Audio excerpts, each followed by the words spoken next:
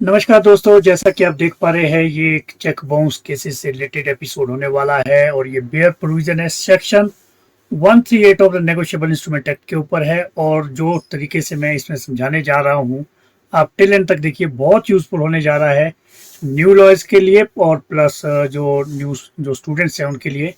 एक बारी में ये सारी बात for all time to come जो क्लियर हो जाएगी, क्या प्रोविज़न है। और उस पे जो है फिर मैंने कुछ नोट्स भी बनाए हैं जो बहुत इंपॉर्टेंट तरीके से एक्सप्लेन किए गए हैं।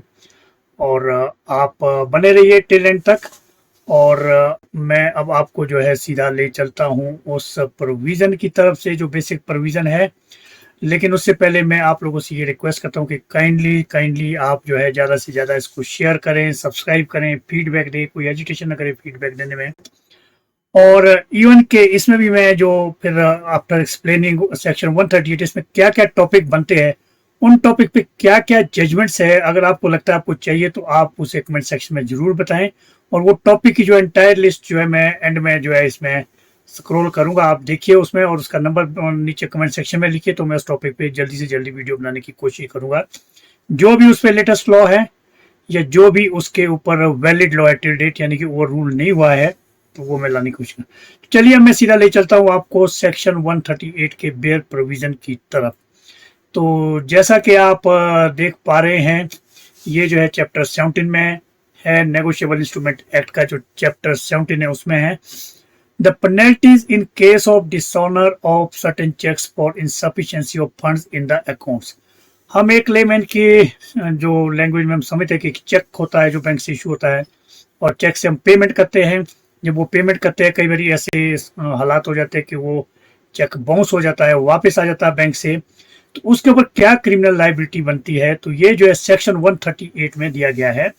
जो इसमें जो कहा गया है, where any cheque drawn by a person on account maintain by him, यानी कि मैंने एक बैंक में, मान लीजिए स्टेट बैंक, यूको बैंक या किसी भी बैंक में मेरा अकाउंट है, वहां से मैंने चेक लिया हुआ है, वो मैंने एक चेक लिखा with the banker for payment of any amount, मैंने किसी को पेमेंट देनी है of money to another person, किसी दूसरे को, from out of that account, तो वो उस अकाउंट से मैंने देना है। मान लीजिए मैंने किसी को 100 रुपया देना है और उसके लिए मैंने अपने उस बैंक का एक चेक जो है उस पर्सन को दिया है। 100 रुपया किस चीज के लिए देना, फॉर डिस्चार्ज इन होल और इन पार्ट, यानी कि मैंने उससे 100 रुपया उधार लिया या 100 रुपये की कोई चीज ली है, या मान लीजिए 200 रुपये के लिए, लेकिन मैं अभी 100 रुपया देना चाहता हूँ, यानी कि इन होल और in part of any debt और लाइबिलिटी, डेप्ट उससे कोई मेरे डेप्ट है, ऋण है मेरे ऊपर, या कोई मैंने उसको देनी है, कोई लाइबिलिटी है, is return by bank unpaid, लेकिन वो चेक जब मैंने उसको दिया और वो बैंक ने उसको अनपेड वापस कर दिया,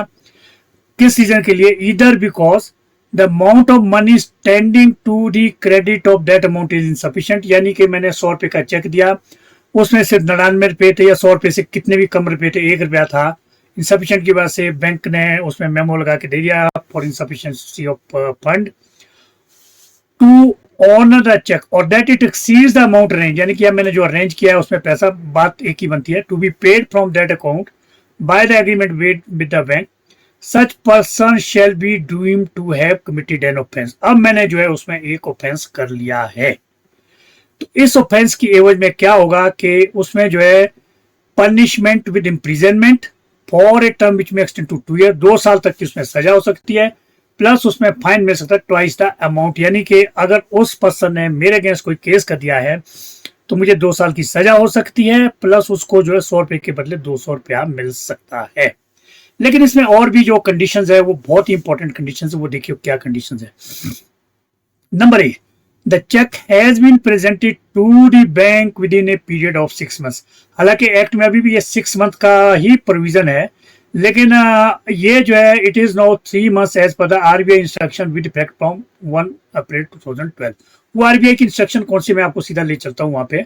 ये इंस्ट्रक्शंस है जो है 4 नवंबर 2011 की इंस्ट्रक्शंस है और पेमेंट ऑफ चेक ड्राफ्ट के बारे में था। इसमें रीजन दिया गया, it is necessary to reduce the period within which check drafts, pay order, banker checks are presented for payment from 6 months to 3 months from the date of such instrument, और ये जो है इफेक्टिव हुई है 1 April 2012 से लेके, तो अब जो है ये 3 मंथ्स है, यानी कि जो एक्चुअली 3 मंथ्स जो है 1 मंथ 30 डेज का था, तो 90 डेज है। तो चलिए अब मैं आपको वापस ले चलता हूं। तो हालांकि इसमें एक्ट में ये अमेंडमेंट नहीं हुई है, इसमें ये 6 मंथ से भी दिखा रहा है, लेकिन इसमें आगे लिखा है period of 6 months from the date on which it is drawn or within the period of its validity whichever is early। यानी पीरियड ऑफ वैलिडिटी जो है अब आरबीआई की इस नोटिफिकेशन के मुताबिक 90 डेज है। और जो सेकंड कंडीशन है, द पे और the holder in due course of the cheque as a case में B makes a demand for the payment of said amount of money by giving a notice. अब हुआ क्या कि जैसे वो check dishonour हो गया जिस पर्सन को मैंने दिया था, अब उसके ऊपर एक और कंडीशन है ये इस 138 में केस करने के लिए कि वो मेरे से डिमांड करेगा। जैसे ही चेक उसको डिसऑनर हुआ वो मुझे एक नोटिस देगा in writing to the drawer of the cheque within a 30 days. और वो नोटिस जो 30 डेज में देना जिस दिन वो डिसऑनर हो गया, यानी उससे अगर 1-2 दिन भी कहीं लेट हो गया तो वो जो है 138 के प्रीव्यू से बाहर हो जाएगा केस। ये बहुत ही इंपॉर्टेंट चीजें है, डेट्स इसमें नोट करने वाली है, क्योंकि चेक के केस टेक्निकल होते हैं और कई बारी वो चलते सालों साल निकल जाते हैं और केस टेक्निकलिटी पे हो जाते हैं डिसमिस, और फिर जो है कोई भी रेमेडी नहीं रहती। और जो एक थर्ड कंडीशन है वो है the drawer of such cheque fails to make payment. मान लीजिए उस पर्सन ने मुझे 1 महीने के अंदर नोटिस दे दिया। अब 1 महीने के अंदर जैसे नोटिस दिया, वहां से 15 दिन के अंदर अंदर अगर मैंने उसको वो पेमेंट 100 रुपीज की नहीं दी है तो ये 1 सेकेंड जो है कंडीशन है। और इसमें एक्सप्लेन किया गया है डेट ऑफ अदर लाइबिलिटी और लीगली एनफोर्सेबल डेब्ट क्या चीज होती है इस सेक्शन के लिए, उसमें इसमें एक्सप्लेन किया गया है। तो ये है सेक्शन 138 का जो है मेन प्रोविजन है। अब मैं आपको एक ब्रॉडली वो स्टिपुलेशन जो है थोड़ा एक्सप्लेन करता हूँ एक हाइपोथेटिकल वे में कि वो क्या स्टिपुलेशंस हैं। तो जैसा आप देख पा रहे हो, date of cheque, cheque must be presented before the bank within 90 days and maximum 3 times from the date mention in the cheque. अब मान लीजिए आपको एक चेक किसी ने 1 जनवरी 2023 को दिया है, तो ये चेक आप मैक्सिमम 3 बार ही कर सकते हैं प्रेजेंट, और 90 डेज यानी कि 31 मार्च 2023 तक इसको आप प्रेजेंट कर सकते हैं। तब तक 90 डेज इसमें हो जाएंगे। 1-2 दिन ऊपर नीचे हो सकता है, कई बार जो है डेट ऑफ प्रेजेंटेशन उसमें काउंट हो जाता है, डेट ऑफ इशू चेक है। फिर जब ये हो गया, आपने चेक कर दिया या 1 बारी किया, 2 बारी किया या 3 बारी किया, तो वो 3 बारी डिसऑनर हो गया या 1 बारी डिसऑनर हो गया, तो फिर उसमें के बाद क्या कंडीशन है, date of sending of notice. तो वो जो है जैसे कि मैंने अभी उसमें प्रोविजन में बताया था, within 30 days from dishonour of cheque by the bank, यानी 30 दिन के अंदर अंदर आपने नोटिस देना है। सपोज वो चेक जो है मैंने प्रेजेंट किया ऑन 2 जनवरी 2023 और ये डिसऑनर होके 3 जनवरी 2023 को आ गया, तो notice must be given on और बिफोर 2 फरवरी 2003। मुझे वो नोटिस सेक्शन 138 का नोटिस जिसको हम यूजुअली कहते हैं वो देना है। अगर इसके बाद दिया तो वो फिर जो है सारी जो है हमारी जो केस के लिए जो क्राइटेरिया है वो खत्म हो जाएगा और 138 की कंप्लेंट मेंटेनेबल नहीं होगी। फिर उसके लिए सिविल सूट करना पड़ेगा या समरी सूट करना पड़ेगा, that is a different thing. लेकिन 138 का ही जनरली लोग कंप्लेंट प्रेफर करते हैं। फिर उसके बाद मान लीजिए ये भी सिचुएशन आपने स्टिपुलेशन कर दी, उसके बाद जो थर्ड स्टिपुलेशन है वो है when date when cause of action arise for filing of complaint under section 138 of the negotiable instruments act 1881। तो वो आपके लिए कब राइट कॉज ऑफ एक्शन कब होगा, यानी कि जब आपने नोटिस दिया 2 फरवरी से पहले, तो 15 दिन तक आपने वेट करना है। 15 दिन कब से, यानी कि जब उसके ऊपर वो नोटिस की सर्विस हुई है। मान लीजिए अब मैंने यहाँ पे एक ये दिया 15 days after shift of notice, date of shift of notice can be presumed from the distance of address of accused from post office from where notice is sent. आप प्रिज्यूम कर सकते हैं। मान लीजिए suppose notice is issued on, मैंने notice दे दिया 4 जनवरी 2023 को, आफ्टर डिसऑनर होने के बाद, और शिमला से मैंने नोटिस दिया और जो पार्टी थी दूसरी वो सोलन में रहती थी, तो लगभग 2 दिन का मान के चले कि जी उसको मिल गया। तो 4 और 2 6, यानी कि 6 तारीख तक उसको जो है वो मिल गया है। It can be presume that it reaches within 2 days, that is 6, so wait till 22, यानी कि 22 जनवरी 2023 तक जो है वेट करना पड़ेगा केस करने के लिए। अगर इस बीच उसकी कोई रिप्लाई आती है, उसकी पेमेंट आ जाती है, तो 138 में जो है फिर हम उसी के मुताबिक आगे प्रोसीड करेंगे। मान लीजिए उसने पार्ट पेमेंट करी तो भी एक रिसेंट जजमेंट आई है जिसका मैंने वीडियो बनाया है, फिर उसमें क्या कॉज ऑफ एक्शन होना है। इसी तरह से मैंने डिफरेंट जो टॉपिक्स इससे अराइज होते हैं उनके ऊपर मैंने वीडियो बनाई हुई है।